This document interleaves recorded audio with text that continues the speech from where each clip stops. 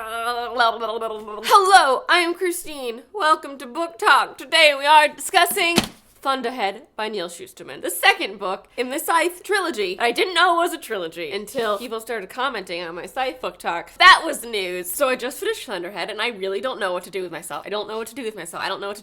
I didn't really want to film this, but here I am. I'm going to go get an hour and I didn't have much makeup on, but I threw something on because I needed to. I needed to match the book a little bit. Just wow. Wow. If you haven't read Scythe yet, please just read Scythe. Put it on your TBR. Just get it now. Just read it. Just get the audiobook. The audiobooks are magnificent. I'm an Audible affiliate. I have a link in the description below. If you use it, you can get your first audiobook for free. You can get Scythe. Scythe was on sale. I don't know if it's still on sale, but it was on sale for like $5, which is amazing for an audiobook. There hasn't been a series that has resonated so hard with my soul in I don't know how long. The writing, the story, the everything in these books is so good. It's one of those books that I read and it makes me feel like, why try to write? Why try to make book when book will never achieve such levels of brilliance as these books? I'm so excited for the third book because these books were so good.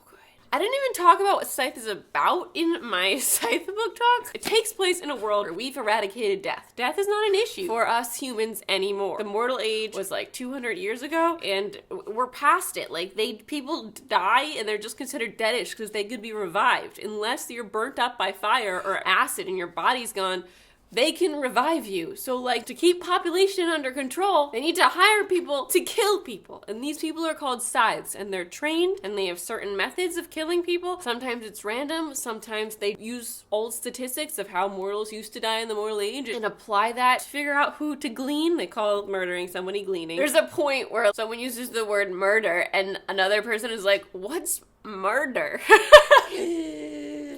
Thunderhead is the second book in this trilogy, and it was just as amazing as the first. The Thunderhead is like, how do I describe the Thunderhead? The Thunderhead is like the cloud. You know how we have the cloud? We throw everything up there when we don't want to leave it on our hard drives because it's taking up space. So like, we'll just put it in the cloud so the cloud knows everything. Well, it comes to the point where the cloud literally knows everything about everything, and it becomes sentient. You know, it becomes like an AI. It is an AI, and that is the Thunderhead. And the Thunderhead is what keeps humanity in check in this now post-mortal age. It is the reigning government in this age because it is completely impartial. It knows almost literally everything. Like, in a way, it is the god of this age. It's a sentient piece of technology. It's fascinating as fork. You have to read this series. I saw some people in my comments being like, oh, I didn't read that because I heard it was slow. It's not, I don't even, like, how can you even, like, there's just so much, it's so good, I can't even fathom calling this series slow. What else did I get in the comments? Is it depressing? No, it isn't. It is mind-boggling, but it is not depressing. I didn't read the Unwind series because people were telling me about it and it sounded like it was gonna make me faint because it was all this, like, organ transplant stuff. But I might have to read it now because wow, Neal Shusterman. So obviously I'm gonna give an A+ to Thunderhead. 5 out of 5 stars. If you're not convinced to read it yet, like, you don't have to sit and read it with your eyes. Read it with your ears. Just get the audiobook. Oh, I don't have time for listening to audio. Are you ever in a car? Are you ever cleaning your house? Are you ever doing laundry? Are you ever making your bed? Are you ever doing anything ever? You can listen to an audiobook.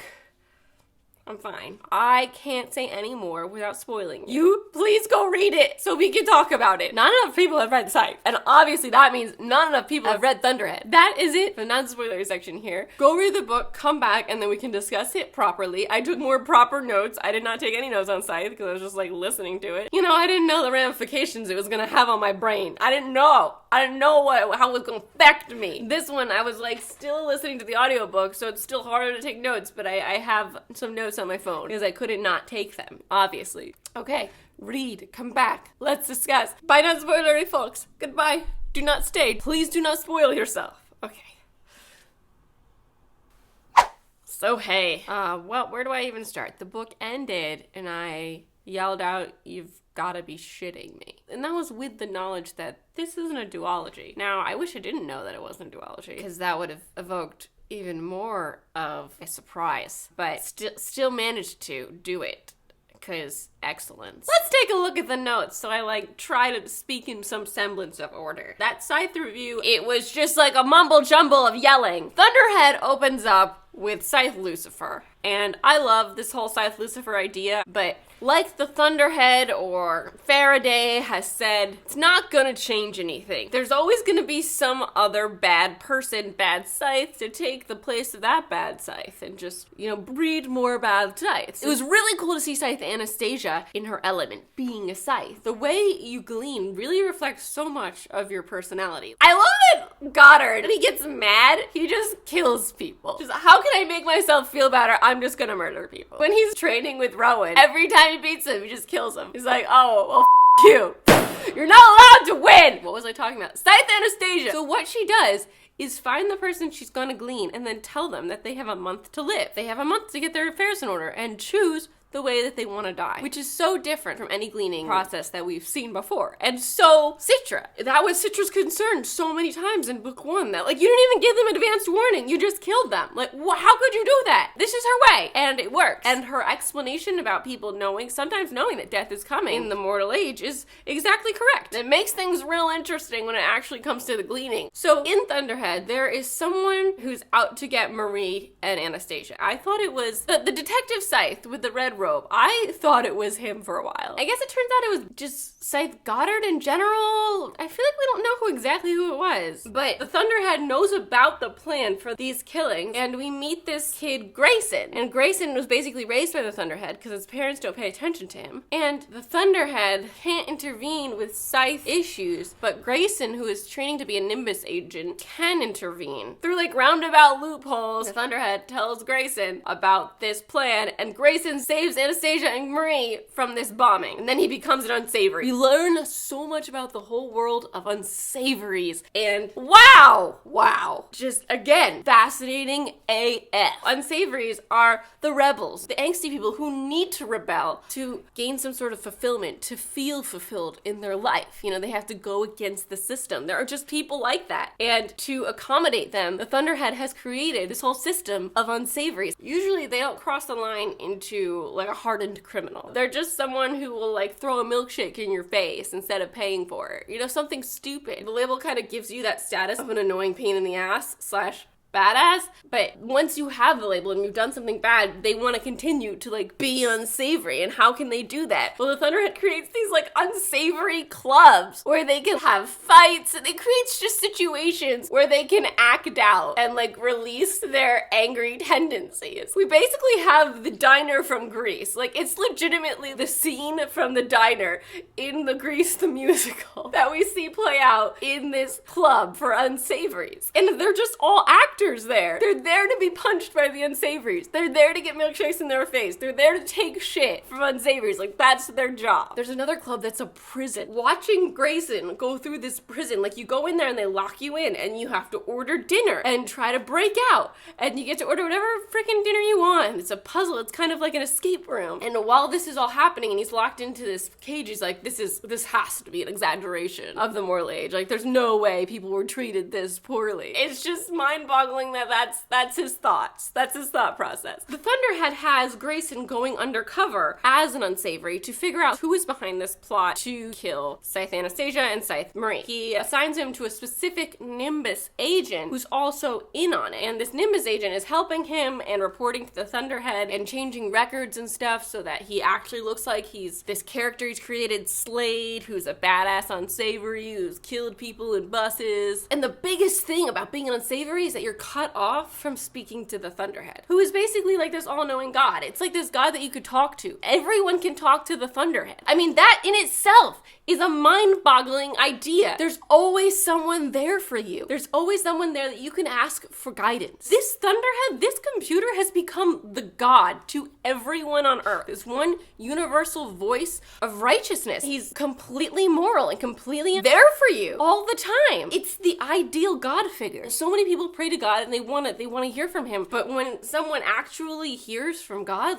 that's a miracle, right? The whole story, the whole arc of Thunderhead, when you think of it in that sense, is mind-blowing. All these people can talk to God and they're kind of living in this utopian universe, in the Garden of Eden, Eve taking a bite of that fucking apple in the story, being tempted by, the devil or whatever. As we go along, the Thunderhead is realizing that humans can't be trusted to govern themselves at all. He's supposed to be their big protector guy, and they're the humans who created him. They're his parent figure, but the further we go along in this book, the more that he sees that they're actually infants and they can't take care of themselves at all. He's kind of ashamed of them. He has to love them and care for them, but they're fucking shit up right and left for themselves. They have terrible tendencies. As he watches Endora go up in flames, and he can't do anything about it, he is so angry. This computer, this AI gets so angry that we trust with literally everything. And then we've got this side story with Faraday. He is searching for this failsafe, this scythehood failsafe to save the world as they know it. And he thinks that previous generations have hidden it in this story of the Isle of Nod, and they're doing this deep research, and they go to the Library of Congress to confirm this research, and they find it in a book, but in that Library of Congress there is a camera, and the Thunderhead sees that the humans have hidden this secret island from him for his entire existence, and he feels completely betrayed. Because how can he efficiently, perfectly protect Earth when he doesn't know everything about it? And then there's the whole thing on Endora, and he screams in anguish at the fall of Endora, right? And the way he does this is through every venue he possibly can amidst this static wail. And we've heard about these tonists, these religious zealots. They worship like a tone, like a toning for the sound. They're waiting for this great resonance. I don't know why. It's just like, how in other religions we wait for Jesus. We wait for the Jesus to rise again, or Jesus to walk the earth, like God to come see us and talk to us, interact with us. And this is the great resonance, the Thunderhead wailing in this agony that he can no longer look at us as a parent figure. He feels he has to rise above that to protect us from ourselves. After the great resonance, everyone is marked in unsavory. He has just taken away everyone's right to speak to him. No one can talk to him anymore. He is an all-knowing, sentient being who can't be touched. Because they're not worthy, because they're all inherently a danger to themselves. They all inherently are born with sin! And the religious parallels blew my mind. We hear so much of the Thunderhead's musings in this book. We really get to know him. And he is all fucking powerful. In a way that I can't begin to understand how this came to be. But he can control the rain. He can't control the weather, but he can control it to an extent. If there's an earthquake, he can divide up that earthquake into smaller earthquakes so it's not as destructive, or direct it to a certain area where it's not going to be as destructive to a big population of people. And he can make it rain. If it's going to rain, he can organize the rain to be in shorter bursts, or he can distribute the weather. Okay? What the fuck? How does he do that? It's so gut-wrenching when we find out that Grayson's Nimbus agent, the only person that knows that he isn't Slade, the unsavory, that this is all an act he's putting on as an undercover agent, is gleaned. His stupid, unsavory girlfriend that he's kind of actually likes, but he's using her to figure out what's going on because she's involved working for the guy who's trying to kill Anastasia and Marie. She has him gleaned because he talks about his Nimbus agent and she thought she was doing him a freaking favor. It was so devastating. And then he has this moment where he's living with the Tonus because he's being hunted by the Signs because they think he actually has something to do with the plot when he was really trying to work against it and save their lives. He's the person who saved their lives all the times that they almost died. That acid thing, I'm like, Scythe Constantine. That's the Scythe. Anyway, so there's that moment where Grayson says, I just need a sign. I just want a sign that you're out there, that you're watching. And the Thunderhead gives him one. He blinks out all the lights for half a second, but Grayson's too, preoccupied with his eyes closed to even notice. Is that not something that everyone on Earth has thought before? Is that not something that people say to God? It's crazy. So then the Thunderhead has this thought, he's always thinking about the idea that there is a God. Because if he exists and he is so all-knowing and so powerful, surely that means that something else can exist that's greater than him. And then he says, to be completely all-powerful and all-knowing, you also have to possess the ability to travel through space and time, to be everywhere all the time at once. And he has this idea that if he eventually figures out how to access that ability, he could actually be the god. Like, what if he was God? What the fuck? He has this train of thought that was completely brain crippling. He actually says, like, what if man created God and then God created man? Because he does have the ability to, like, create species and shit. He creates islands. He creates he brought the dodo birds back to life. Because why not? I don't even know where I'm going with this, but that whole chapter, that whole section was like,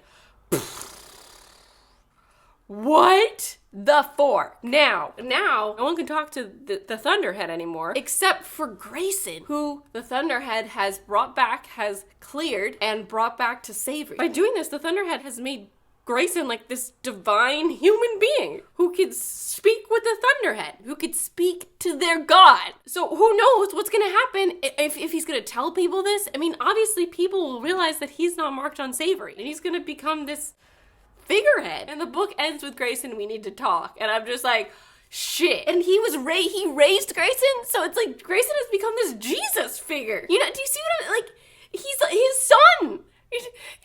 He's oh my god, and Grayson, as the only person who can still speak to the Thunderhead, is about to walk out of a building that represents the last standing religious establishment on Earth, the Tonists. He's in a Tonist building. The one guy who has access to the Thunderhead. So well crafted that you don't see it coming. You know, you don't see this crazy religious parallel, like the idea that in a way man needs this higher power, and the need is so big that they created it.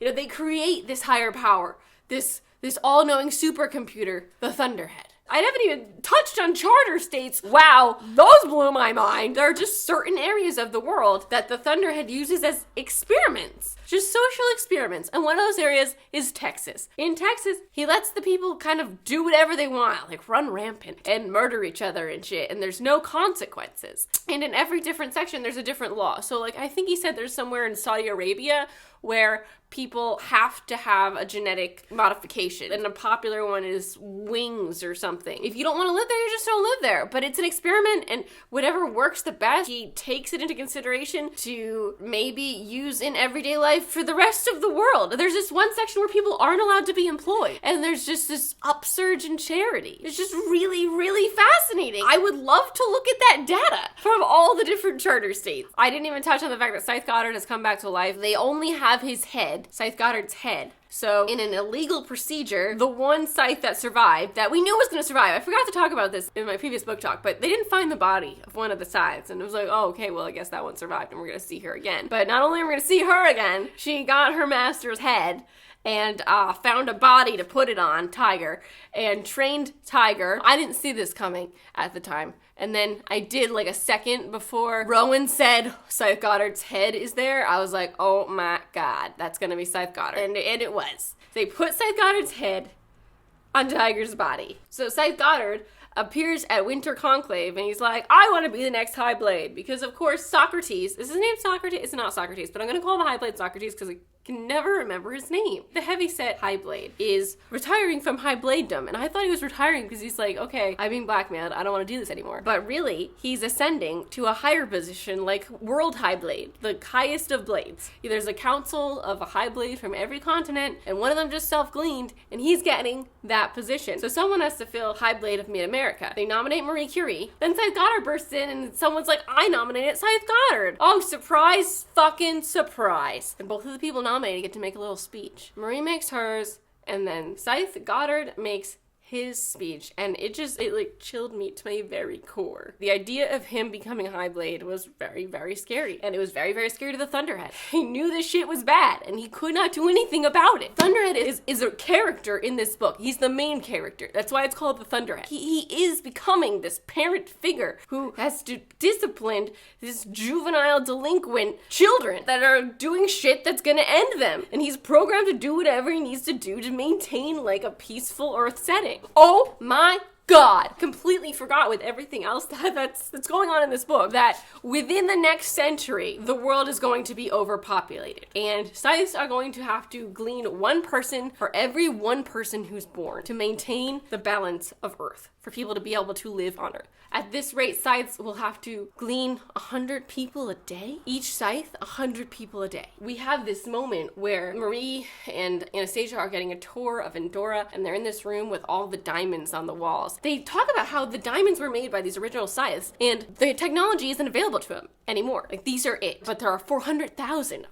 Anastasia's like, why would we ever need 400,000 scythes? And we know that that day is coming very soon. And the question is now, is there going to be a time jump from Thunderhead to book 3? And how long is that time jump going to be? Endora's going down. We have a whole Titanic situation, and it is devastating. This is all Goddard's doing. He destroys an entire island full of people, and he doesn't care. He's like, oh, well, it's better for me the less people come out of this alive. At Winter Conclave, Citra saves the day with a technicality. Scythe Goddard is only 6% of Scythe Goddard, and his body is not technically a scythe, so he can't be High Blade. In Endora, the highest blades in all the world, rules in Citra's favor. He needs to be trained before he can be High Blade, so Marie is now the High Blade of Mid-America. And then everything goes to fucking shit, because Goddard's not gonna let that happen. How dare they rule against him? I guess the only thing to do now is to sink your entire island. As soon as we get to Endora, we learn about this creepy thing that they can do. Control the fish in the general area, so that they can see whatever they want outside their windows in the freaking water. They had to put nanites in the fish. Must you control the fish in your vicinity? But I didn't really register. Like, I didn't register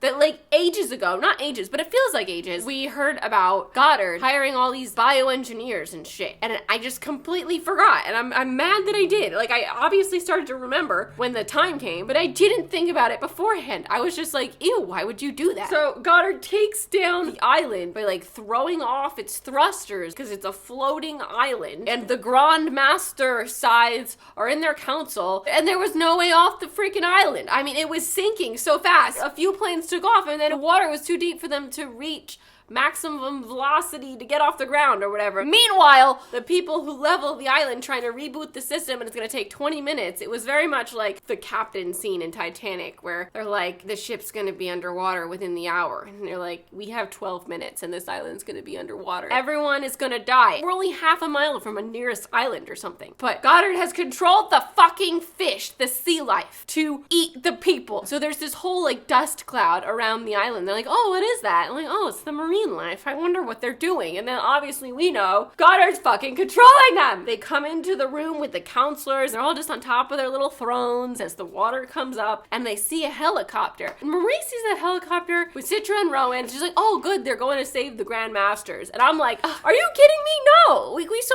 that helicopter. Rowan saw that helicopter. Why didn't Rowan say something like, that's Goddard? We obviously knew it was Goddard, and he comes down just to fucking taunt them, to be the Scar in the Lion King. Like, oh, come on, come here. And they dive in. The lady puts out her hand, and he's like, not today, bitch, and lets her die, and lets them all die. And I was proud of, I know his name isn't Socrates, but Socrates in the moment, how he's just like, I'm gonna die on my own terms, and he just jumps in the water and drowns real good. And now you gotta wonder if someone finds him fast enough, like, and his body isn't destroyed because all the sea life is like, way higher above the ground, not 2 miles underwater, he could be revived because his body is still intact if they find him soon enough. I don't know. What really got me was Marie. She wants to save Rowan and Citra. I knew she was going to sacrifice herself. Like, you could just hear it in her voice. We go to this vault with all this sacred scythe history and all the robes of the first scythes, Cleopatra, Prometheus. She tricks Rowan and Citra and locks them in the vault. There's a part of me that's like, couldn't you fit in the vault too? Like, is there no way to lock it from the inside? And maybe there isn't a way to lock it from the inside because you don't want to accidentally lock yourself in a safe. I mean, it makes sense. But it was really sad because I love Scythe Curie. And I was so excited for her to be the High Blade of Mid-America. After locking them in, she goes to the highest tower that she can, and on that tower there's so many scythes and so many civilians, and she takes charge. Instead of having the civilians die this, like, slow, maybe eaten by marine life, she starts gleaning everyone. And her beach. I started crying, and I don't even really know why, but the way she took charge in that moment and the things she said and how the scythes followed her, and picturing that scene as the water came up and then, you know, they're all done gleaning the civilians and the scythes just look to her and she just goes, finish it. And they glean themselves, and it was so moving. So now Citra and Rowan are in this vault that is going to preserve their bodies, but we have no idea when they're going to find them in it. It could be a week. You know, they could have people searching the bottom of the ocean for these relics, or it could be hundreds of years. So we come back to the idea of a time jump. Will we wake up when they wake up? In book 3. We probably will. What is Goddard gonna do? Now that everyone's unsavory, no one can talk to the Thunderhead, how is he gonna manage everyone if there's no Nimbus agents? What's gonna happen? The world can fall into disarray now. Easily. It's like he thinks that they don't deserve him. You know, he's stepped out. The Garden of Eden parallel is so relevant. That space, that's how they're living. You know, in the whole Eden story is like there was no disease, there was no death, like nothing bad could ever happen. But since you broke the rules and you ate from the thing that he said not to eat from, now everything bad, shit rains on you. They've betrayed the Thunderhead, and he's like, well, now you don't get me around to help you. No one knows that Scythe Goddard was deemed unfit to be High Blade. So if by some miracle Marie was revived, which I highly doubt,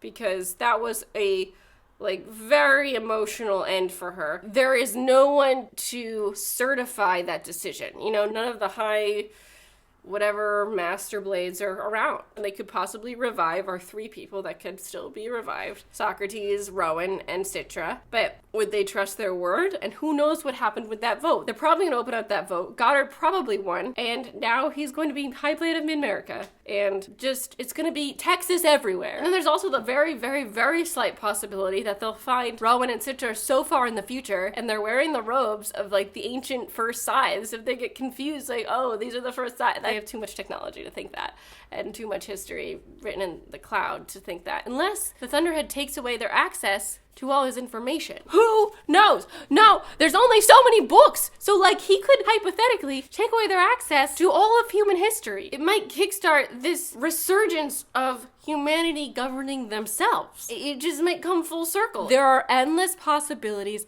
I am so excited for book 3. I'd love to hear your thoughts on anything I said, anything I didn't say, anything in the book at all. Please, let's discuss in the comments, because there is so much to talk about. I am Christine. I am at XTINEMAY on Twitter and Instagram if you want to follow me over there. I make videos every Tuesday. Thank you so much for watching. I will see you next time.